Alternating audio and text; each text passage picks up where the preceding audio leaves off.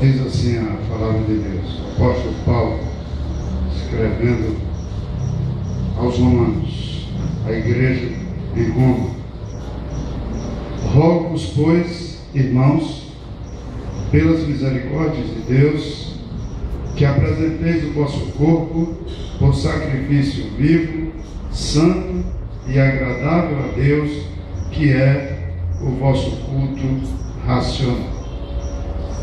Amado Deus, nós pedimos, Senhor, uma palavra do teu coração para o nosso coração.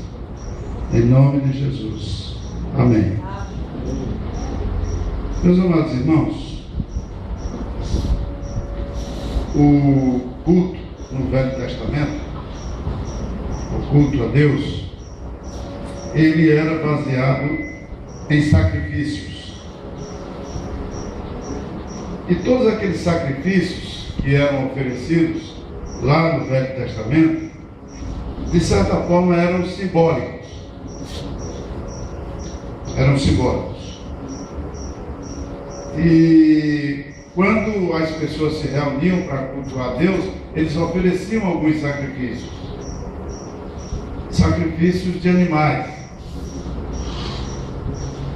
E as pessoas não tinham acesso diretamente a Deus. Na estrutura do Velho Testamento, o próprio templo, ele era separado. Então havia uma área como essa, ou maior, diferente, onde as pessoas ficavam. E havia uma outra área, onde só quem entrava era o sumo sacerdote. Eu acho que até já, em alguma ocasião aqui, eu já falei sobre isso. Naquela área, era uma área considerada muito santa, e as pessoas não podiam entrar.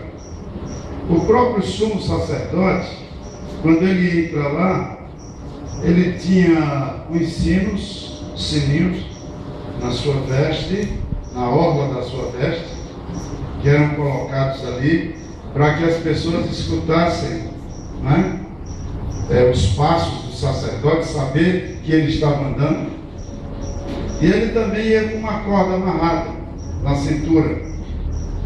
E caso ele morresse, mesmo assim as pessoas não entrariam para tirá-lo, as pessoas puxariam para fora. Então, o culto tinha esse aspecto. O sacerdote é que entrava na presença de Deus. E o sacerdote e os seus auxiliares ofereciam sacrifícios. Nunca esqueçam, porque quando você vai ler o Velho Testamento, às vezes você pode ficar sem entender um pouco. Por que se sacrificavam animais? Não esqueçam que aqueles animais e o sangue derramado, na verdade eles apontavam para um outro sacrifício, para um outro sangue que seria derramado. Então há muito simbolismo nesse aspecto no Velho Testamento. É claro, não é, que hoje seria impensável, não é, de fazermos as mesmas coisas. Eu tenho um amigo que não é crente, ele é judeu, e ele é um homem muito rico. E ele e a família dele se converteram ao judaísmo. E eles têm um sítio lá perto de Fortaleza, tá? E lá eles oferecem os sacrifícios deles. Então eles têm uma área especificamente para isso. Eles têm lá uma maneira de imolar os animais e de oferecer sacrifícios. No Velho Testamento, as pessoas tinham determinados sacrifícios para determinados pecados. Então, por exemplo, se havia o pecado de sacrilégio, então lá em Levíticos capítulo 5, versículos 14 e 15, ele disse qual era o tipo de sacrifício que deveria ser feito.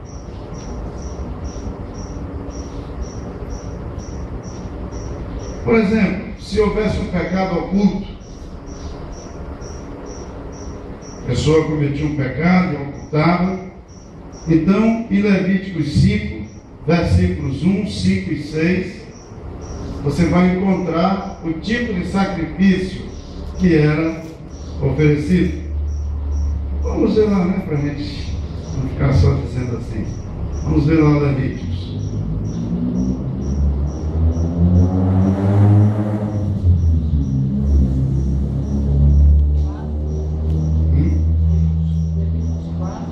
Levíticos 5.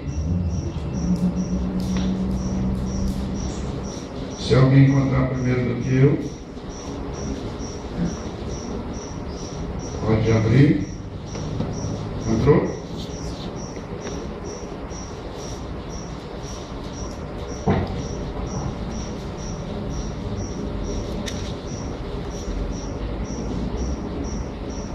Levítico 5, versículos 1 e 5 e 6. Quando alguém pecar nisto, tendo ouvido a voz da imprecação, sendo testemunho de um fato, por ter visto ou sabido, e contudo não o revelar, levará a sua iniquidade. E versículos 5 e 6. Será, pois, que sendo culpado numa destas coisas, confessará aquilo em que pecou, como sua oferta pela culpa, pelo pecado que cometeu. Trará ele ao Senhor do gado miúdo uma cordeira ou uma cabrita como oferta pelo pecado. Assim, o sacerdote por ele fará expiação do seu pecado. Quer dizer, a pessoa teria sido testemunho de um fato ou sabido e, no entanto, não revelou. Isto é, a pessoa via um bandido matar uma pessoa e não dizia para as autoridades: isso era pecado diante de Deus. Como hoje não é pecado diante de Deus. Por isso que tem um disco de denúncia, né? Se a pessoa souber de um crime, de um roubo, a pessoa deve revelar para a polícia. Outro texto que eu tinha dito, Levíticos 5, 14 e 15. Disse mais ao Senhor Moisés: quando alguém cometer ofensa e pecar por ignorância nas coisas sagradas do Senhor, então trará ao Senhor por oferta do rebanho um carneiro sem defeito, conforme a sua avaliação, em ciclos de prata, segundo o ciclo do santuário, como oferta pela culpa. Olha que coisa interessante aqui. A ignorância era considerada culpa. Jesus, mais tarde, vai dizer, fazendo um dos seus discursos, ele diz assim: errais não conhecendo as Escrituras, nem o poder de Deus. A ignorância era considerada pecado.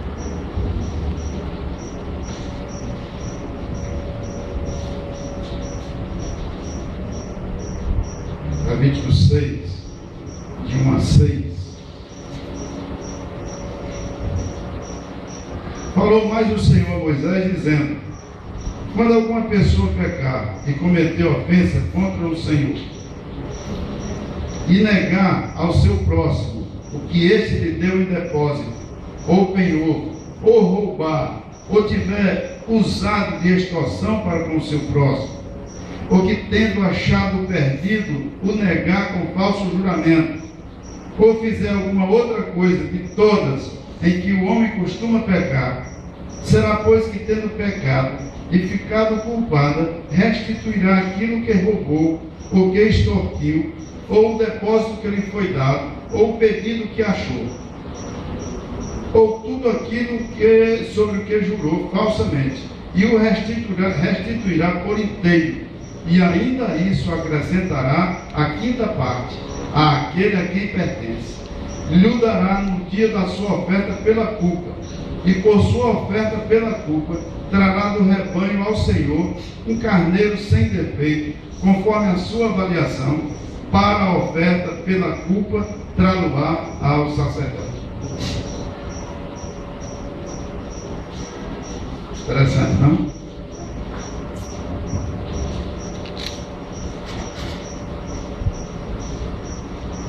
Hoje eu estava no aniversário de uma irmã nossa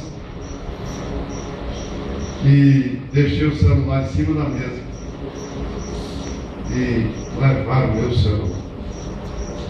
Então esse camaradinho aqui tem que me devolver direitinho comigo.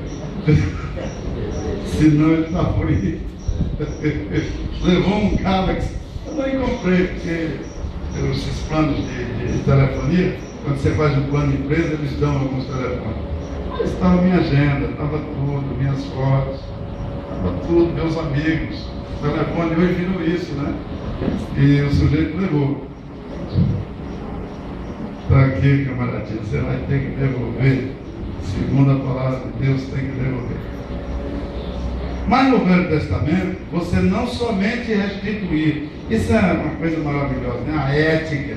Olha, irmãos, há quantos anos isso aqui foi escrito? E o Senhor orientando o povo, o seu povo, sobre questões éticas, questões de honestidade, devolver o perdido, não fazer falso juramento.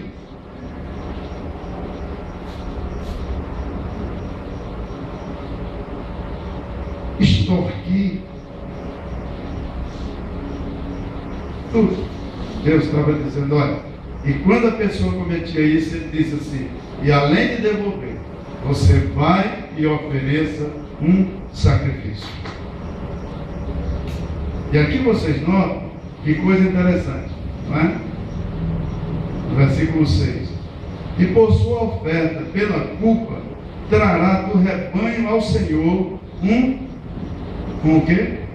Um carneiro sem defeito, conforme a tua avaliação, para a oferta pela culpa, trá-lo-á ao sacerdote. Então, lá no Velho Testamento, a orientação do Senhor era: se você peca, se você faz alguma coisa que não devia fazer, você deve consertar, você deve restituir, você deve reparar. Se você ofende, se você maltrata, você também deve reparar, reconstituindo, consertando os seus relacionamentos. Isso lá no Velho Testamento. Olha que coisa maravilhosa.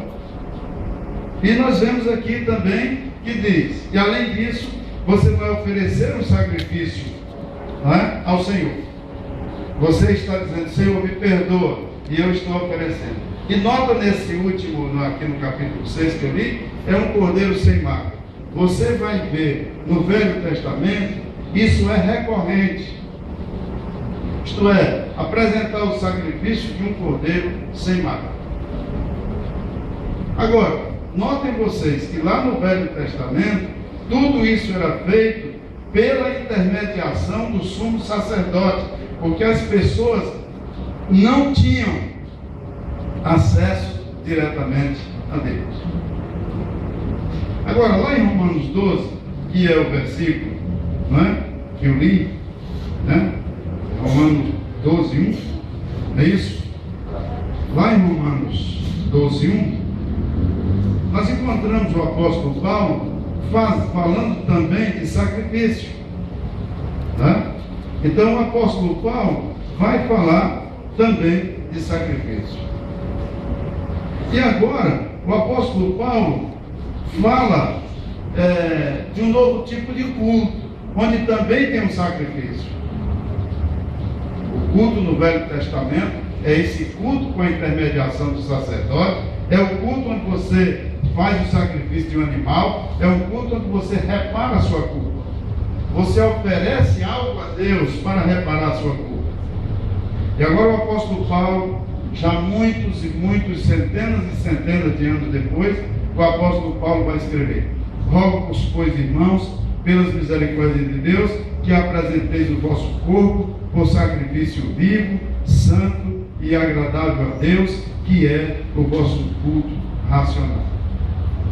O apóstolo Paulo está apresentando aqui para nós um outro tipo de culto, onde também ele pede que nós apresentemos um sacrifício.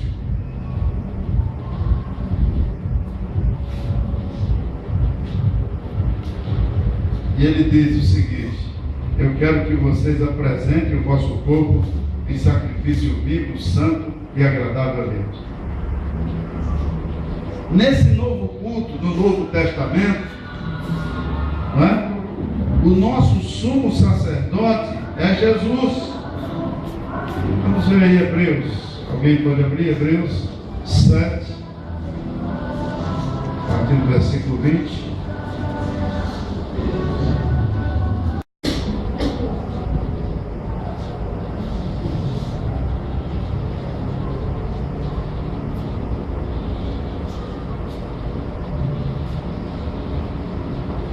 Visto que não sem prestar juramento, porque aqueles sem juramento são feitos sacerdotes, mas este com juramento, por aquele que ele disse: o Senhor jurou e não se arrependerá, tu és sacerdote para sempre.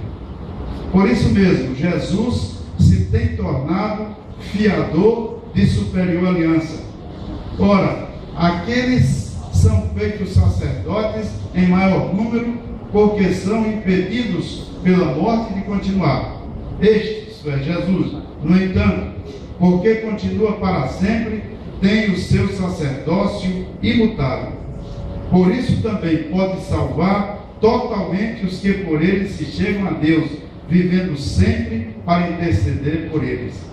Com efeito, nos convinha um sumo sacerdote como este, Jesus, santo, inculpável, sem mácula, separado dos pecadores e feito mais alto do que os céus, que não tem necessidade, como os sumos sacerdotes, de oferecer todos os dias sacrifícios, primeiro por seus próprios pecados, depois pelos do povo, porque fez isto uma vez por todas, quando a si mesmo se ofereceu. Porque a lei constitui sumos sacerdotes a homens sujeitos a fraquezas, mas a palavra do juramento, que foi posterior, constituiu o Filho perfeito para sempre. Coisa maravilhosa? Isto é, alguns autores dizem que quem escreveu Hebreus foi Paulo também. Então ele está dizendo aqui no livro de Hebreus que, na verdade, aqueles sacerdotes precisavam ter muitos, porque eles eram mortais e vão passando. Mas que Deus constituiu a Jesus como sumo sacerdote imortal. Sumo sacerdote que ofereceu um sacrifício de uma vez por todas. Porque ele ofereceu o maior sacrifício. Ele ofereceu a sua própria vida em sacrifício. Então não tem mais ovelhas, não tem mais carneiro, não tem mais bode, não tem mais nada, né? Porque ele é aquele que ofereceu a sua própria vida como sacrifício. E na verdade foi isso que Jesus fez. Esse novo culto, no Velho Testamento, nós temos o nosso sumo sacerdote, que é Jesus, pelo qual temos acesso a Deus. Por isso, eu não sei se tem alguém aqui que seja católico, mas se for, eu queria falar com muito amor sobre isso. Por isso que não faz sentido as pessoas quererem ir até Deus através de Maria. Porque o sumo sacerdote é Jesus. Ele é que é o intermediário. Maria é uma pessoa ótima. Maria foi uma pessoa maravilhosa, tanto que foi escolhida para Jesus nascer, na verdade. Não tem nada que ninguém fala mal de Maria, não, pelo contrário. Agora, Maria não é o sumo sacerdote. O sumo sacerdote é Jesus.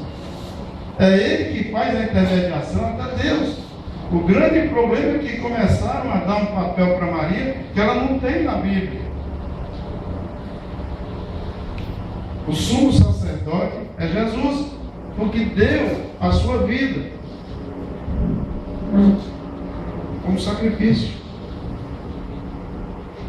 Em segundo lugar, ele nos dá acesso a Deus, porque esse era o papel do sumo sacerdote, não é? Vocês estão lembrados? Eu disse que o sumo sacerdote, ele entrava do santo para o santo dos santos, e lá ele ia para apresentar-se. Primeiro ele se purificava, ele fazia sacrifício pelos seus próprios pecados, e depois ele fazia sacrifício pelos pecados do povo. Jesus, diz aqui a palavra de Deus, que acabou com isso. Ele é o nosso sumo sacerdote, ele é o nosso intermediário. Inclusive, uma coisa muito interessante e significativa: quando Jesus morreu, lá no templo, o santo era separado dos santos por uma cortina, como essa, mas sendo muito mais espessa, muito mais grossa, e aqui ninguém passava para lá. No dia que Jesus morreu lá na cruz, quando ele expirou, os evangelhos dizem que essa cortina rasgou-se de cima a baixo. Isso é como quem diz: agora o povo não está mais separado de Deus, o povo tem acesso a Deus. A cortina rasgou-se de cima a baixo. O véu que separava, lembra do corinho? O véu que separava já não separa mais.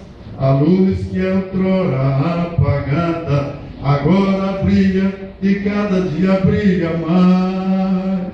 Só para te adorar e fazer teu nome santo e te dar o louvor que é devido, estamos nós aqui.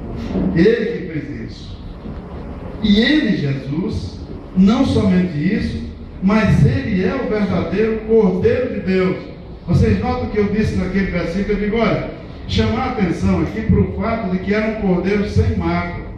Aquele cordeiro, vocês estão lembrados lá no Êxodo, quando o povo judeu, o povo israelita estava preso no Egito, e no dia que o povo foi sair, que veio a última praga, que foi a morte dos primogênitos, vocês lembram que o Senhor mandou que o seu povo organizasse a Páscoa, e que matasse um cordeiro pequeno, sem mácula, e que pegasse o sangue do cordeiro e passasse nos umbrais, nos portais das portas. Estão lembrados?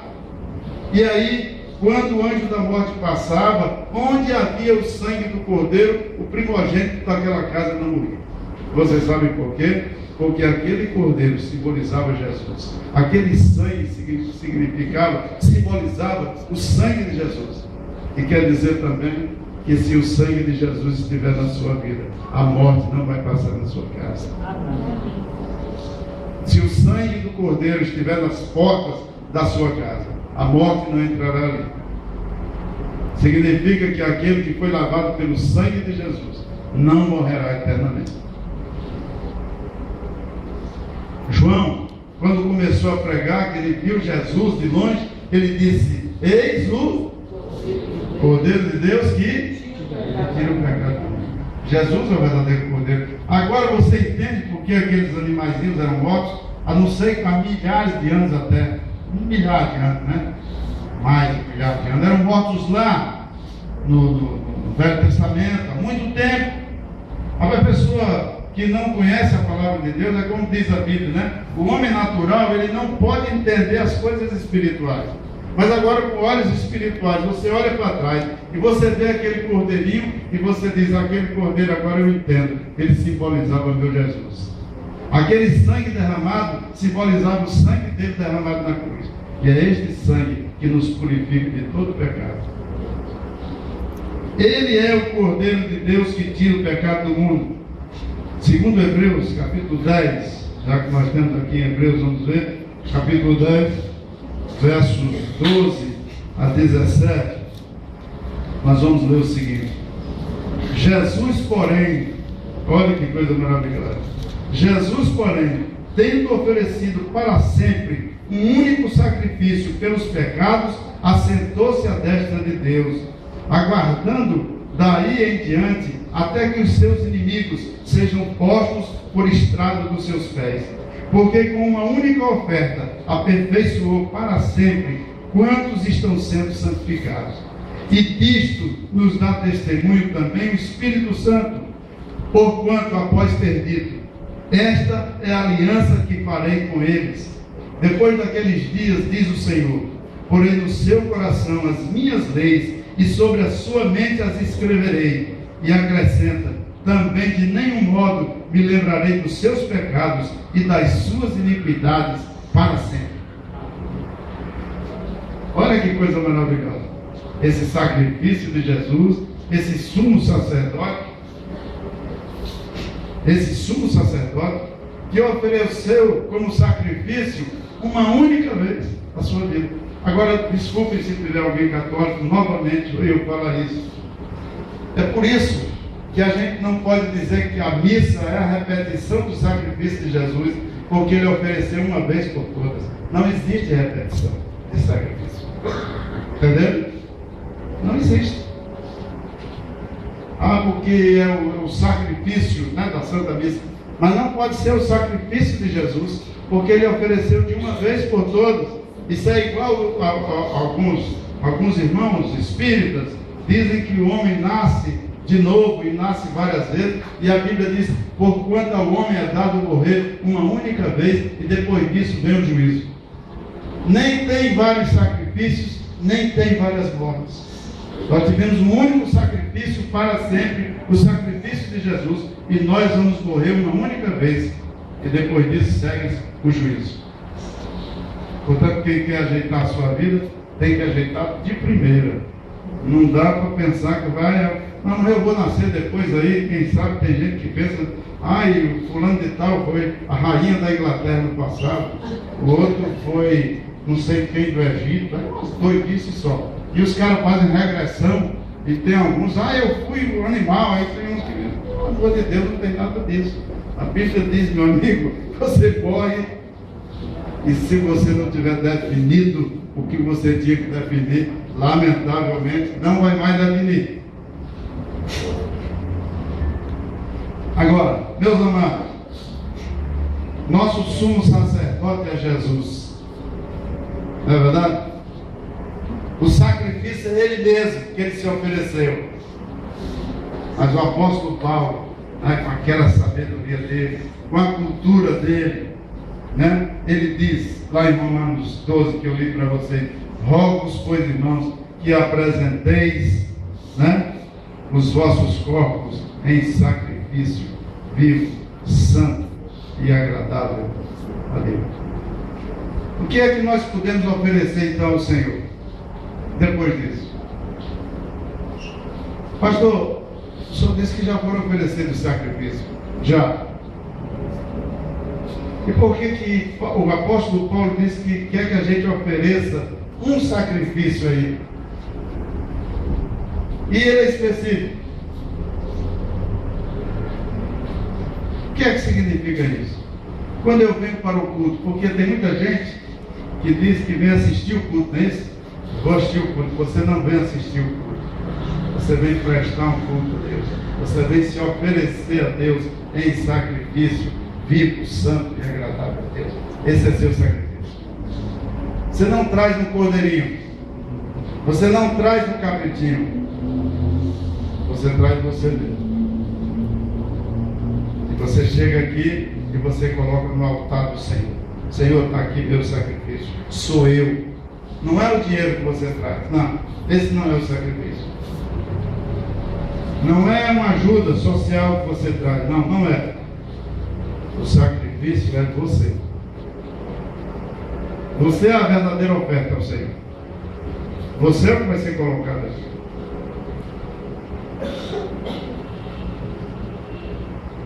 O que é isso? O que é oferecer minha vida no altar? Abandonar tudo que eu pensava diferente. Toda postura de me sacrificar. Por mais sacrifício que você faça, você não vai conseguir muita coisa não. Olha, tem uma comunidade ali em Juazeiro do Norte, não sei se não existe, que os homens se reúnem, eles botavam assim canivetes nos cordões, ficavam batendo nas costas assim para se cortar. Também passa, quem tem canal por assinatura já viu pessoas com as costas feridas. se massacrando, as costas ficam caindo aquele rolo de sangue. Aqui dentro de Juazeiro tinha uma comunidade de beatos que fazia isso, tá? E é um sacrifício que eles querem fazer. Eu quero dizer que você não precisa fazer esse sacrifício. Ninguém precisa fazer esse sacrifício. Eu já contei aqui, mas eu gosto de repetir. Eu dirigi a igreja de Canindé um tempo, e íamos com a irmã Décio todo domingo. E aí a gente encontrava na estrada, em determinado período, as pessoas com a pedra na cabeça, pesada, andando na estrada. E lá na estrada de Canindé, aí tem uma avenida assim, que tem uns montes de pedras. E eu perguntava, que pedras são essas? Essas são as pedras dos bombeiros que trouxeram na sua cabeça para jogar aqui. Esse não é o sacrifício que Jesus quer. O sacrifício que Ele espera somos nós mesmos, a nossa vida no altar do Senhor. Abandonar tudo o que eu pensava, abandonar a minha postura de querer me sacrificar, de querer resolver as coisas por mim mesmo. O apóstolo Paulo diz assim, olha, quando eu estou fraco, aí é que eu estou forte. Isto é, o apóstolo Paulo era um homem cultíssimo, era um homem que teve revelações de Deus profunda, e ele diz assim, eu realmente, como se ele dissesse, eu não sou ninguém. E ele narra aquele fato que eu já contei aqui, que é muito conhecido, quando ele orou o Senhor, porque ele tinha uma fraqueza lá, e ele orou o Senhor 3 vezes para o Senhor tirar aquela fraqueza, e o Senhor disse, Paulo, a minha graça te basta, porque o meu poder se aperfeiçoa na fraqueza. Você não pode resolver tudo por você mesmo, meu irmão. Você é muito forte, mas você não pode resolver tudo por você mesmo. Oferecer minha vida em sacrifício é admitir que eu não posso resolver as coisas por mim mesmo. Que tem um momento de entrega nas mãos do Senhor, quando eu chego e digo, Senhor, eu não posso mais, eis aqui a minha vida, toma conta dela, me ajuda a resolver, porque eu não consigo, Senhor. Eu não consegui que meus filhos seguissem os caminhos que eu queria, eu não consegui que meu casamento fosse o que eu queria, eu não consegui ter o emprego que eu queria, Senhor, eu não estou conseguindo andar, Senhor, como eu gostaria de andar. Então agora, Senhor, está aqui a minha vida, eu entrego minha vida em tuas mãos.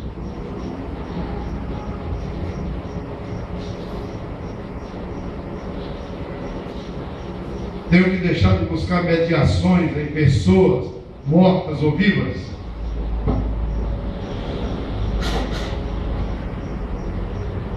Você me desculpa a coareza, viu? Está horrível, mas é horrível.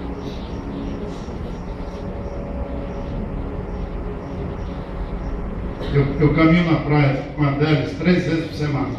A gente anda lá os incríveis 5 quilômetros. É verdade, eu não estou mentindo, mas é 5 mesmo, gente. E é rápido, de noite. Aí a gente passa lá, tem um carro parado, que é com a literatura de Chico Xavier.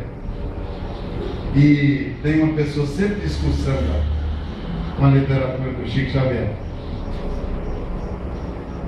Lá perto da casa tem um centro espírita, muito grande.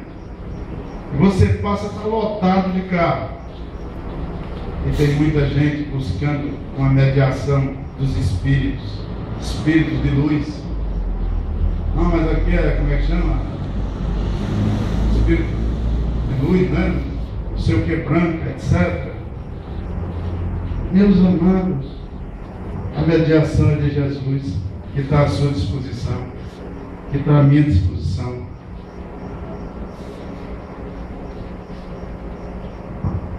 Oferecer minha vida em sacrifício, conforme diz o apóstolo Paulo, é me entregar a Ele sem reservas. Sem reservas. Abandonar as minhas próprias forças, meu saber. Você sabe uma coisa, tem gente que é tão sabida, né? Sabe tudo, né? O apóstolo Paulo diz, olha, tem que oferecer sua vida toda. Larga essa história de ser sabido. Minha posição social, meu orgulho pessoal, meus preconceitos, meus medos, minha resistência, e me colocar em suas mãos, rendido.